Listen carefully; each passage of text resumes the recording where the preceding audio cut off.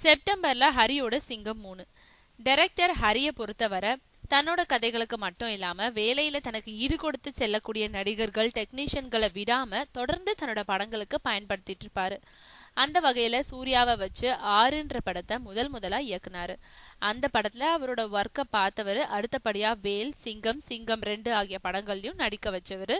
இப்போ சிங்கம் 3 படத்தையும் அவரை வச்சு இயக்க இருக்காரு. மாஸ் படத்தை அடுத்து 24 படத்துல சூர்யா நடிச்சிட்டு இருக்காரு. இந்த மாசத்தோட அந்த படத்துல நடிச்சு முடிச்சிடுவாராம். அதனால செப்டம்பர்ல இருந்து தன்னோட சிங்கம் 3 படத்தை தொடங்குறாரு ஹரி. மேலும் தன்னோட முந்தைய படங்களான சாமி, வேல், சிங்கம், சிங்கம் 2 உள்பட பல படங்களுக்கு ஒளிப்பதிவு செஞ்ச பிரியனையே சிங்கம் 3 படத்துக்கோ ஒளிப்பதிவாளரா நியமிச்சிருக்காரு ஹரி. எப்போதும் தான் ஒளிப்பதிவு செய்யும் படங்களோட கதை விவாதத்திலையும் கலந்துக்கும் பிரியன் இந்த சிங்கம் 3 படத்தோட கதை விவாதத்துல கலந்துக்கணும்ன்றதுக்காக சிங்கம் 2 படத்துக்கு பிறகு வேறு எந்த படத்துலயும் ஒர்க் பண்ணலையாம். ஹரிய மாதிரியே அவரும் சிங்கம் 3 படப்பிடிப்புக்காக வெயிட் பண்ணிக்கிட்டு இருக்காரு.